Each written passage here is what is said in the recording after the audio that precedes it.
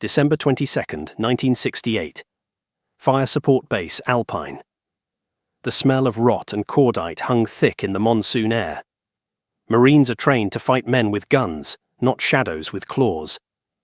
But in the highlands of Quang Tri Province, the real enemy didn't carry an AK-47.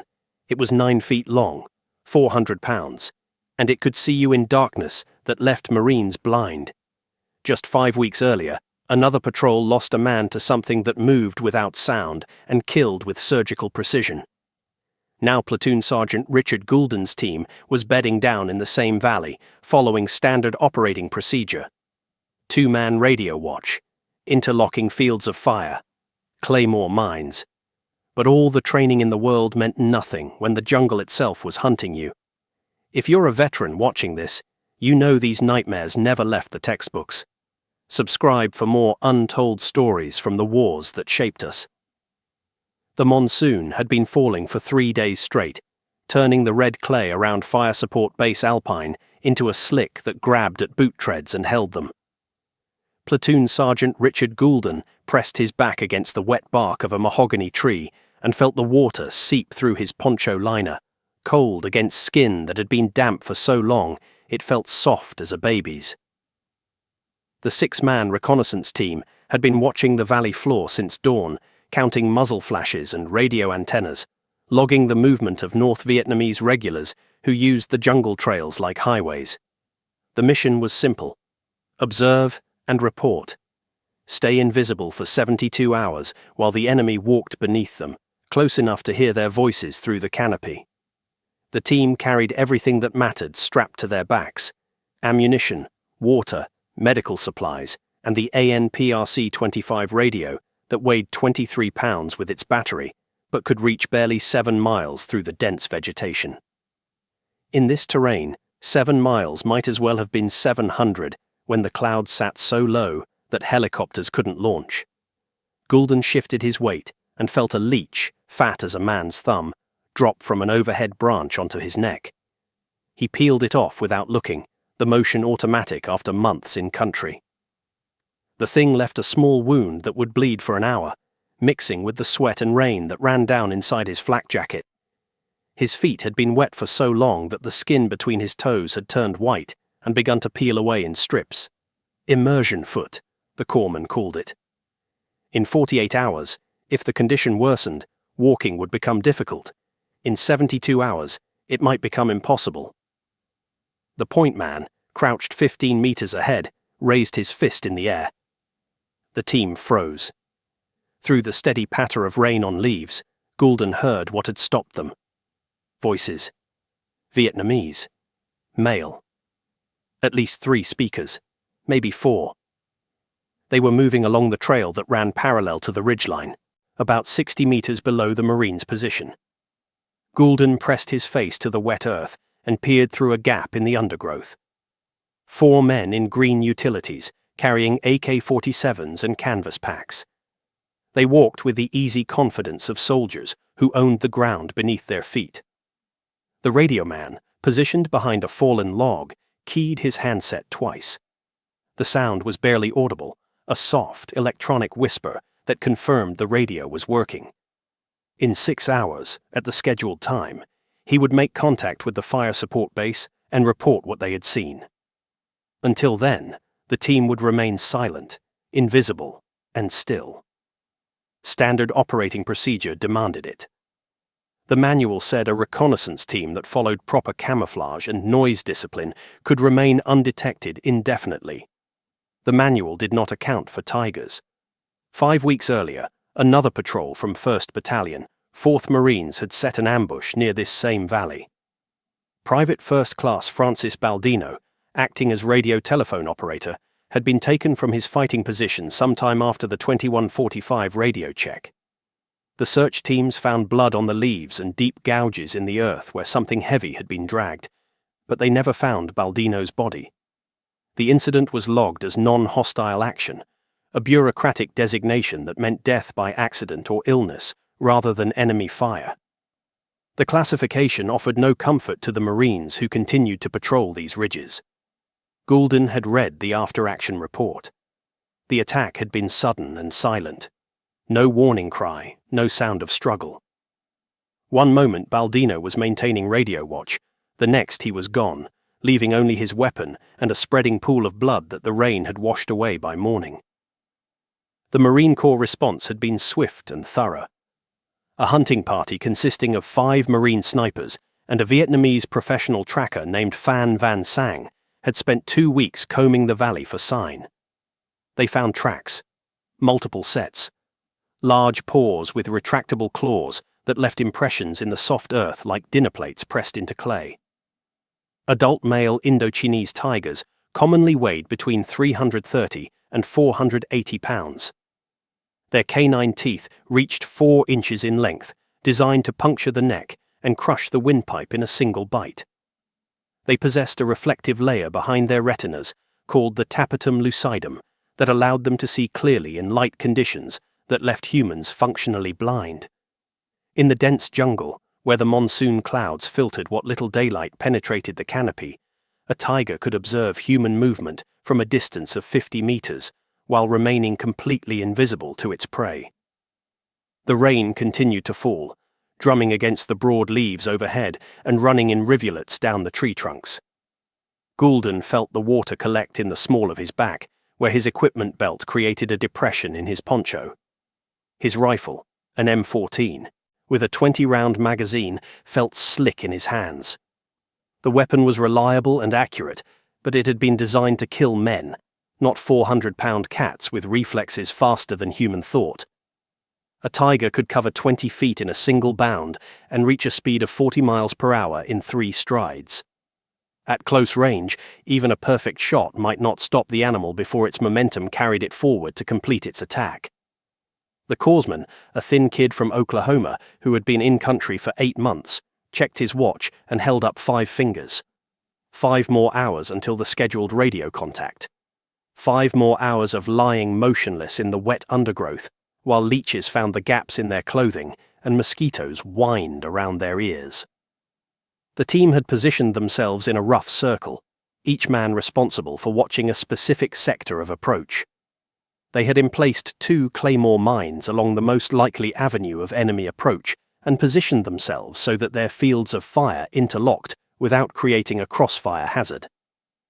Standard operating procedure assumed the enemy would approach on foot, following established trails and making enough noise to provide advance warning. It did not account for an enemy that could approach from any direction, moving without sound through terrain that would stop a human patrol. An enemy that hunted by scent and could track the smell of fear sweat and gun oil across miles of jungle. An enemy that killed not for territory or ideology, but simply because warm blood meant survival. As darkness approached, the team settled into their night positions. 2 men would maintain radio watch in shifts while the others tried to sleep. The routine was familiar, practiced through dozens of similar missions. What was different this time was the knowledge that somewhere in the darkness below, something with yellow eyes and 4-inch teeth might be watching them, waiting for the moment when human alertness dropped just enough to create an opportunity. In the growing dusk, safety felt as thin as the poncho liner that separated them from the rain, and the jungle pressed in around them like a living thing that had learned to hunt. The attack on Private First Class Francis Baldino happened at exactly 21:45 hours on November 14th, 38 days before Goolden's team would bed down in the same valley. The time became fixed in the memory of every Marine who heard the story, because it marked the moment when standard operating procedure revealed itself as inadequate against an enemy that hunted by instinct rather than tactics. D Company, 1st Battalion, 4th Marines, had established 3 ambush positions along a network of trails that intelligence believed were being used for enemy resupply operations. The positions were textbook perfect: good fields of fire, multiple escape routes, and interlocking coverage that would allow the Marines to engage targets from 3 directions simultaneously.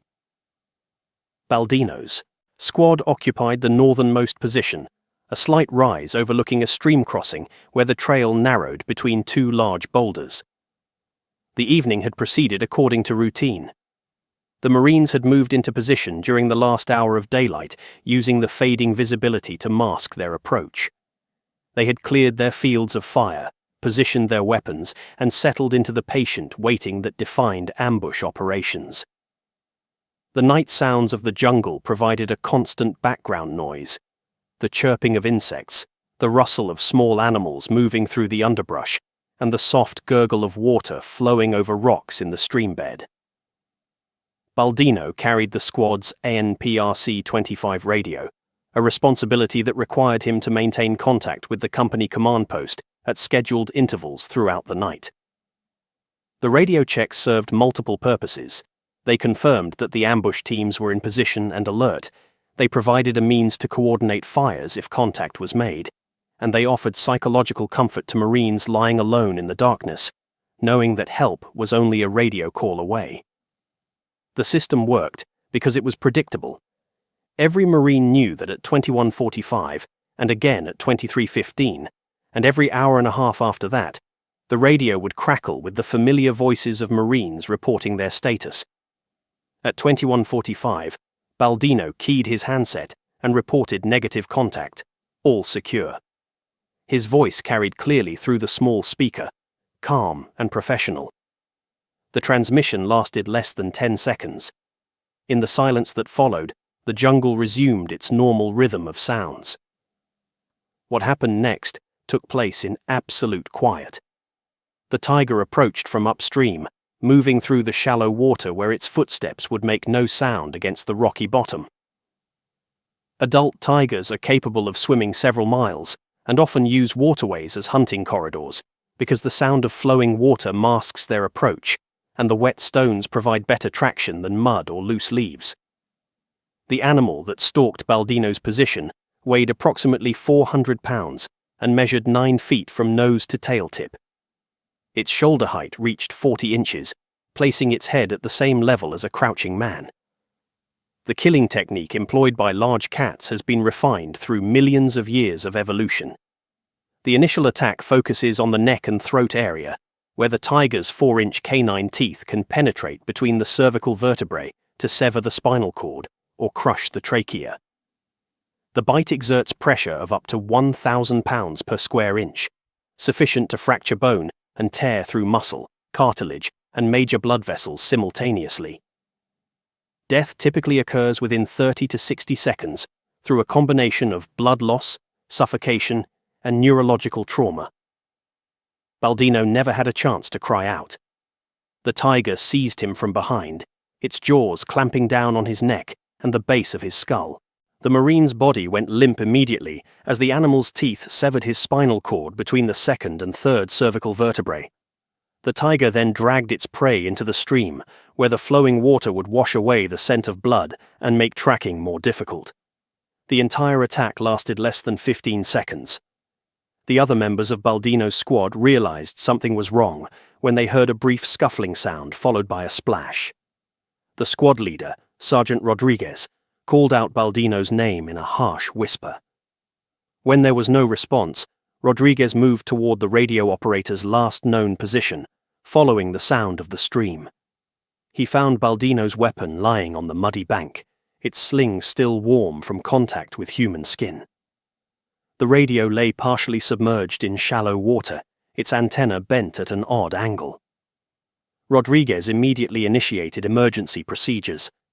He recovered the radio and established contact with the company command post, reporting 1 Marine missing and requesting immediate support. The other 2 ambush teams were ordered to maintain their positions while a quick reaction force was organized at the fire support base. Within 20 minutes, 2 squads of Marines equipped with starlight scopes and portable floodlights were moving toward Rodriguez's position. The search began at first light and continued for 3 days. Marines from the battalion reconnaissance platoon joined local Vietnamese scouts in combing the area for any trace of Baldino or his attacker. They found evidence of the struggle. Deep gouges in the muddy stream bank where something heavy had been dragged, tufts of green fabric caught on thorns, and several clear paw prints in the soft earth beside the water. The prints measured 6 inches across and showed the distinctive 4-toe pattern of a large cat. The claws had been retracted during the approach, indicating a stalking behavior rather than a defensive posture. What disturbed the searchers most was the lack of blood. A human attacked by a large predator typically bleeds extensively, leaving a trail that trained trackers can follow for considerable distances. The absence of such evidence suggested that Baldino had died quickly and that his body had been removed from the immediate area before significant blood loss could occur. This indicated a level of predatory efficiency that professional hunters recognized as the hallmark of an experienced killer. The incident report filed by D Company's commanding officer described the attack as death due to non-hostile action, animal attack. The classification was technically accurate, but failed to convey the psychological impact on the Marines who continued to operate in the area. Word of Baldino's fate spread quickly through the battalion, carried by radio operators who monitored the search frequencies and by helicopter crews who ferried supplies between the scattered fire support bases. Within a week, every Marine in the operational area knew that something in the jungle was hunting them, and that all their training and equipment offered no protection against an enemy that killed without warning and left no trace of its victims. The 2145 radio check became a moment of particular vulnerability in the minds of Marines on ambush patrol. It was the last thing Baldino had done before he died, and the timestamp appeared in every subsequent patrol brief as a reminder that death could come at any moment, from any direction, without regard for standard operating procedure or tactical preparation. The Tiger came for Goolden at 02:30 hours during the deepest part of the night, when human alertness naturally ebbed and the jungle pressed closest around the sleeping Marines. The attack began without sound or warning, a demonstration of predatory efficiency that 4 million years of evolution had perfected into something approaching mechanical precision.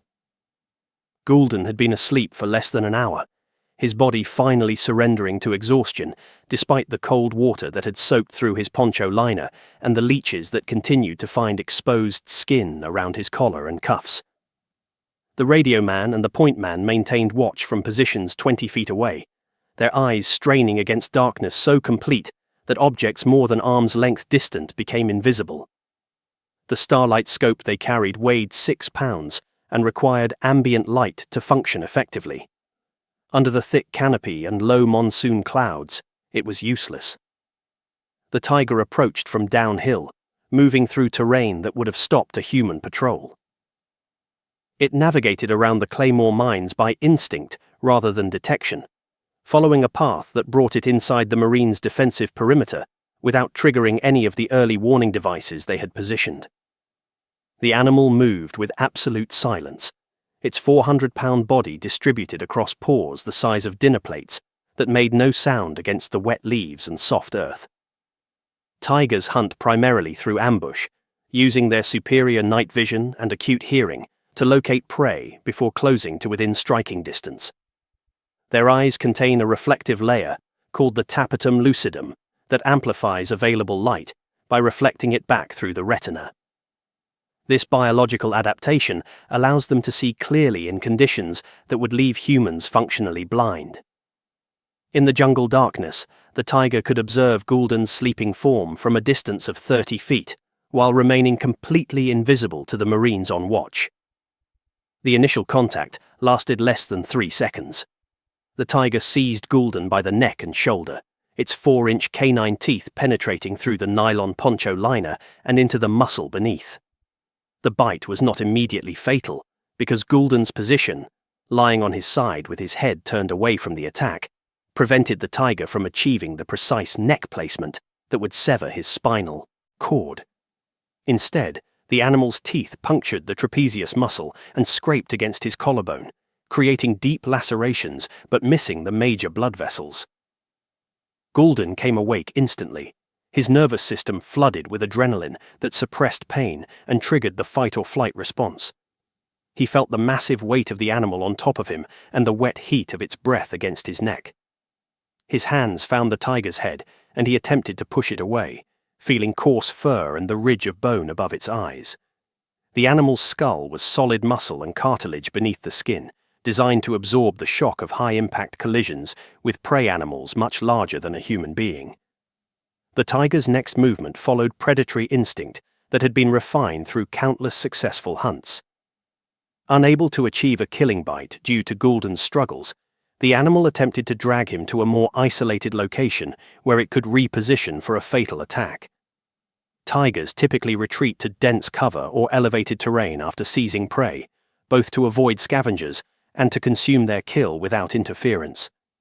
The nearest suitable location was a bomb crater 15 feet away, carved into the hillside by a 500-pound aerial bomb that had detonated during an earlier operation. The crater measured approximately 8 feet across and 6 feet deep, with steep sides composed of loose red clay that had been pulverized by the explosion.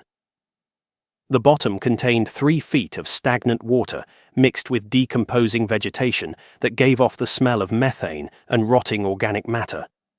The sides were too steep and slippery for easy climbing, creating a natural trap that would prevent escape once something fell or was dragged to the bottom. Goolden's struggles intensified as the tiger began pulling him toward the crater. He managed to grab hold of a small tree root with his left hand while striking at the animal's head with his right fist. The blows had little effect against the tiger's massive skull, but they served to disorient the animal and disrupt its grip. Goolden could feel warm blood running down his neck and chest, where the tiger's teeth had penetrated his skin. The wounds were deep, but not immediately life-threatening, as long as major blood vessels remained intact. The sound of the struggle finally reached the Marines on watch. The radio man heard what he later described as a combination of heavy breathing, fabric tearing, and the distinctive sound of claws scraping against equipment. He turned toward the noise and saw 2 shapes moving together in the darkness, one much larger than the other. Without hesitation, he shouted a warning that brought the entire team instantly alert. The point man reacted first, moving toward the struggle with his M14 rifle at the ready. In the darkness, he could distinguish Goolden's voice calling for help, but could not clearly identify the source of the attack. The other Marines began converging on the position, guided by sound rather than sight. Their training emphasized fire discipline and positive target identification, but these procedures assumed human adversaries who could be distinguished by uniform, equipment, or behavior patterns. The tiger dragged Goolden over the lip of the bomb crater, and both figures disappeared from view. The Marines could hear the splash as they hit the stagnant water at the bottom, followed by renewed struggling and Goolden's voice echoing from within the confined space. The crater's steep sides and circular shape created acoustic properties that amplified sound while making it difficult to determine exact positions. The corpsman reached the crater's edge first and looked down into the black water. He could see 2 shapes moving in the confined space below, but could not distinguish between marine and animal in the darkness. The tiger's wet fur appeared black against the dark water, and Goolden's camouflage utilities blended with the shadows along the crater walls. The corpsman called out instructions while the other Marines took positions around the crater's rim. What followed was a desperate attempt to provide covering fire without hitting Goolden. The Marines fired their M14 rifles into the crater in short, controlled bursts, aiming for muzzle flashes that reflected off the water's surface and trying to track the larger shape that they assumed was the tiger. The confined space of the crater amplified the gunshots into ear-splitting explosions that made communication impossible and created a strobing effect that further reduced visibility. The tiger, wounded by at least 2 rifle rounds, released its grip on Goolden and attempted to escape by climbing the crater's slippery walls. The loose clay provided no purchase for its claws, and the animal slid back into the water each time it tried to ascend. The Marines continued firing, their bullets kicking up geysers of muddy water and ricocheting off the crater's walls. In the confined space, every shot carried the risk of hitting Goolden, but the alternative was allowing the wounded animal to kill him in the darkness below. The engagement ended when the point man's rifle fire struck the tiger in the chest and neck, severing major arteries and causing massive internal bleeding. The animal collapsed into the water and died within minutes, its blood mixing with the stagnant pond at the bottom of the crater. Goolden, wounded but conscious, called out that the tiger was dead and requested assistance in climbing out of the pit. The dead tiger lay in 3 feet of black water at the bottom of the bomb crater, its massive body creating ripples that lapped against the clay walls with a soft, rhythmic sound. Blood from multiple gunshot wounds had turned the stagnant pool dark red in the narrow beam of the courseman's flashlight. The animal measured 9 feet from nose to tail tip, its yellow and black striped coat now matted with mud and gore. Even in death, its physical presence dominated the confined space, a 400-pound reminder that the jungle operated by rules that had nothing to do with military tactics or human technology. Goolden sat in the shallow water beside the carcass, his back pressed against the crater wall while the corpsman examined his wounds. The tiger's initial bite had created 4 deep puncture wounds in his neck and shoulder where the animal's canine teeth had penetrated through muscle and scraped against bone. Blood continued to seep from the lacerations, mixing with the crater water and staining his utilities a darker shade of green. The wounds were serious, but not immediately life-threatening as long as infection could be prevented and blood loss controlled. The corpsman worked by feel in the darkness, his hands probing the damaged tissue to assess the extent of injury. The tiger's teeth had missed the carotid artery by less than an inch, a margin that represented the difference between survival and death in the first 30 seconds of the attack. The punctures were deep enough to require surgical closure, and fragments of torn fabric had been driven into the wounds by the force of the bite. Without proper medical facilities, infection was almost certain within 24 to 48 hours. Above the crater, the remaining Marines established a defensive perimeter, while monitoring radio frequencies for any sign that the gunfire had attracted enemy attention. The sound of automatic weapons fire would carry for miles in the still night air, and North Vietnamese forces in the area would investigate any unusual activity. The team's primary mission of remaining undetected had been compromised by the tiger attack, but their immediate concern was extracting Goolden before his condition deteriorated further. The radio man established contact with Fire Support Base Alpine and requested immediate medical evacuation. The response was not encouraging. Weather conditions remained marginal for helicopter operations, with low clouds and intermittent rain that reduced visibility to less than half a mile. The nearest landing zone capable of accommodating a CH-46 Sea Knight was more than 2 miles away across difficult terrain, and the pilot would need at least 30 minutes of improved visibility to attempt a night extraction in mountainous country. Getting Goolden out of the crater presented immediate practical difficulties. The walls were too steep and slippery for him to climb unassisted, and his injuries made it impossible for him to support his own weight during a rope-assisted ascent. The Marines improvised a solution using their poncho liners tied together to form a crude harness, but the process of lifting a wounded man vertically through 8 feet of loose clay was exhausting work that left all of them vulnerable to counterattack. By the time they had Goolden on level ground, dawn was beginning to filter through the canopy overhead. The corpsman had managed to control the bleeding, using pressure bandages and gauze from his medical kit, but Goolden's skin had taken on the pale, clammy appearance that indicated the onset of shock. His pulse was rapid and weak, and he was having difficulty maintaining focus during conversation. Without intravenous fluids and proper surgical intervention, his condition would continue to deteriorate throughout the day.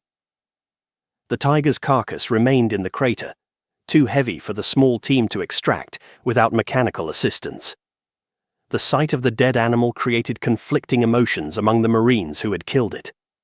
There was satisfaction in having eliminated a threat that had already claimed one Marine's life, but also a growing awareness that they had encountered something outside their normal sphere of operations. This was not an enemy soldier who could be understood through intelligence briefings or tactical analysis. It was a predator that had been hunting in these valleys for millions of years before the first human set foot in Southeast Asia. The implications of the attack extended beyond the immediate tactical situation. If one tiger had learned to associate Marines with potential prey, others might follow the same behavioral pattern. The animal they had killed was clearly an adult male in prime condition, suggesting a stable population of large predators in the operational area. Intelligence reports had never mentioned tigers as a significant threat, and no training had been provided on avoiding or dealing with large cat encounters. The Marines were operating in an environment where their most dangerous enemy might not be carrying a weapon. Examination of the tiger's body revealed additional disturbing details. Its teeth and claws showed evidence of previous encounters with human equipment. Fragments of green nylon fabric were embedded between its canines, and its front claws bore scratches consistent with contact with military hardware. This suggested that the attack on Goolden was not the animal's first interaction with American forces. It had learned that Marines represented a potential food source and had modified its hunting behavior accordingly. The weight of the dead tiger created logistical problems that extended beyond the immediate extraction. A CH-46 helicopter could lift the carcass, but only at the expense of fuel and equipment that might be needed for other operations. Command elements at 3 Marine Amphibious Force headquarters wanted physical evidence of the attack for intelligence analysis and public relations purposes. The idea of a tiger killing Marines was politically sensitive information that required careful handling by military censors and public affairs officers. As the morning progressed and weather conditions improved marginally, the team prepared for extraction. Goolden's wounds had stopped bleeding, but his overall condition remained precarious.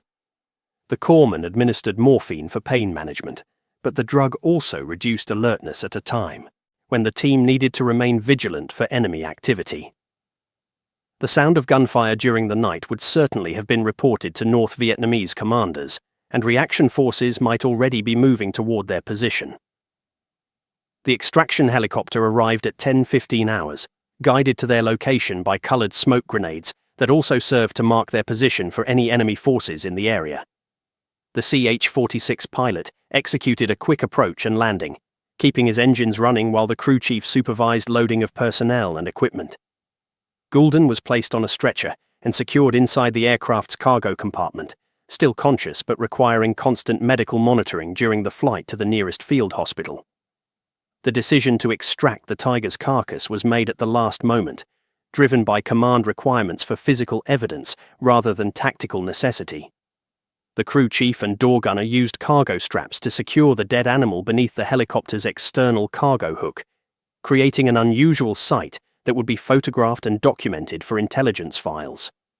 The combined weight of crew, passengers, and external cargo pushed the aircraft close to its maximum gross weight, requiring careful attention to engine performance during the climb out of the valley. As the helicopter lifted off and turned toward the coast, the Marines looked down at the bomb crater where they had fought for their lives against an enemy that had nothing to do with the larger war being conducted around them. The jungle closed over the disturbed earth within minutes, erasing all trace of the encounter except for the bloodstains that would eventually wash away in the next monsoon. But the knowledge of what lived in those valleys would remain with every Marine who heard the story, a reminder that in some places, humans were still prey. The CH-46 helicopter settled onto the landing pad at Quang Tri Base with the dead tiger suspended beneath its cargo hook, 400 pounds of striped death that drew Marines from across the compound to stare in silence. The crew chief released the cargo straps, and the carcass dropped to the concrete with a wet thud that echoed off the surrounding bunkers. Within an hour, a 10-foot scaffold had been erected near the 3rd Reconnaissance Battalion headquarters, and the tiger hung by its rear legs like a massive, grotesque trophy that no one wanted to claim. Goolden survived the flight to the field hospital, where Navy surgeons spent 3 hours cleaning debris from his wounds and closing the punctures with surgical thread. The tiger's teeth had created 4 distinct holes in the muscle of his neck and shoulder, each requiring individual attention to prevent infection and ensure proper healing. The doctors administered antibiotics intravenously and tetanus shots as precautions against the bacteria that lived in a large predator's mouth. His injuries would heal, but the scars would remain, visible for the rest of his life. 4 puckered reminders of 30 seconds in a bomb crater. The tiger's body became an object of scientific and military curiosity that drew officers and enlisted men alike to examine its physical capabilities. A veterinarian from the 3rd Medical Battalion performed an informal autopsy, documenting bullet wounds and measuring the animal's dimensions for intelligence reports. The canine teeth were exactly 4 inches long, designed to puncture through hide and muscle to reach vital organs beneath. The front paws measured 6 inches across, with retractable claws that could extend 3 inches beyond the pad when fully deployed. The shoulder muscles were massive, capable of generating the force necessary to drag a struggling human across rough terrain. Most disturbing was the evidence of previous encounters with military equipment found in the tiger's digestive tract. The veterinarian discovered fragments of nylon webbing, pieces of metal consistent with military buttons, and other debris that suggested the animal had consumed parts of military uniforms and equipment. This physical evidence supported the theory that the tiger had killed at least one other person, most likely Private First Class Baldino, whose body had never been recovered after the November attack. News of the encounter spread through Marine units across I Corps, with the speed that only military communications could achieve. Radio operators monitoring tactical frequencies heard fragments of the story during routine transmissions. Helicopter crews carried details between fire support bases along with mail and supplies. Within a week, every Marine in the northern provinces knew that tigers were hunting American soldiers, and that standard operating procedures offered no protection against an enemy that killed by instinct rather than ideology. The psychological impact proved more significant than the actual threat. Marines on ambush patrol found themselves listening for sounds that had nothing to do with enemy soldiers. The soft pad of heavy feet on wet leaves, the almost inaudible breathing of a large animal, the subtle shift in jungle noise that might indicate a predator moving through the underbrush. Night vision devices and starlight scopes became precious commodities traded between units, even though their effectiveness was limited by weather conditions and battery life. The knowledge that something was watching from the darkness transformed routine patrol operations into exercises in controlled paranoia. Command response to the Tiger attacks reflected the military's institutional difficulty in addressing threats that fell outside established tactical doctrine. 3. Marine Amphibious Force ordered a comprehensive review of wildlife hazards in operational areas, but the resulting reports offered little practical guidance for small unit leaders. Recommendations included carrying additional medical supplies for treating large animal attacks, avoiding known game trails during movement, and maintaining increased vigilance during night operations. The suggestions were sensible, but inadequate for addressing the fundamental problem. Marines were operating in an environment where they had become prey. The organized hunt for additional tigers in the Alpine Valley area produced mixed results that heightened rather than reduced anxiety among ground units. Marine snipers working with Vietnamese trackers found evidence of at least 4 different animals using the same general area, including paw prints that suggested the presence of at least one female with cubs. The tracks were fresh, indicating active use of trails that intersected with established marine patrol routes. None of the animals were successfully engaged during the 2-week hunting operation, leading to speculation that they had modified their behavior in response to increased human activity. Phan Van Sang, the Vietnamese professional hunter who guided the search teams, provided insights into tiger behavior that proved both informative and unsettling.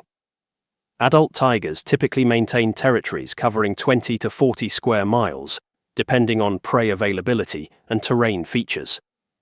A single animal might use dozens of different trails and resting areas within its territory, making prediction of movement patterns nearly impossible.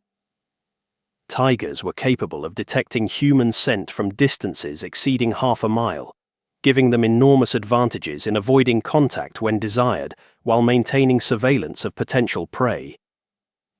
The seasonal timing of the attacks corresponded with known patterns in tiger behavior that made future encounters more likely rather than less. December and January marked the beginning of the breeding season for Indochinese tigers, a period when territorial disputes and competition for mates increased aggressive behavior. Males during this period were more likely to take risks in pursuit of food sources, including investigating new types of prey that entered their territory. The monsoon season also reduced natural prey availability by driving smaller animals to seek shelter, forcing predators to expand their hunting patterns and consider alternative food sources. Weather patterns that had contributed to the initial attack showed no signs of improvement as the dry season approached. monsoon clouds continued to limit helicopter operations and reduce visibility for ground units. The combination of limited air support and reduced visibility created conditions that favored predators over humans, reversing the technological advantages that usually protected American forces in Vietnam. Radio communications remained reliable, but calls for help meant nothing if extraction aircraft could not launch or locate landing zones in poor weather. Medical facilities in the northern provinces received briefings on treating large animal attacks, a topic that had never appeared in military medical training programs. Field corpsmen learned to recognize the signs of hemorrhagic shock caused by major blood loss and the symptoms of infection from bacteria found in predator saliva. Surgical teams practiced procedures for cleaning puncture wounds and dealing with tissue damage caused by crushing injuries. The preparations were thorough and professional, but they represented an acknowledgement that more attacks were expected rather than hoped against. The tiger's carcass remained hanging at 3rd Reconnaissance Headquarters for 2 weeks, gradually decomposing in the tropical heat until the smell became unbearable and sanitation requirements forced its removal. During those 14 days, it served as a tangible reminder that the jungle operated according to rules that had nothing to do with military planning or human intentions. Marines would stop to examine the dead animal during their daily routines, running their hands along the massive paws and staring into the yellow glass eyes that death had not dimmed. When the scaffold was finally dismantled and the remains disposed of, the fear remained. Every patrol that moved through the Alpine Valley area carried the knowledge that something might be watching from the shadows, measuring their movements and waiting for an opportunity. The 2145 radio check became a moment of particular vulnerability, forever associated with Baldino's death and the realization that death could come without warning from an enemy that had no political objectives or military goals, only hunger and the ancient drive to survive.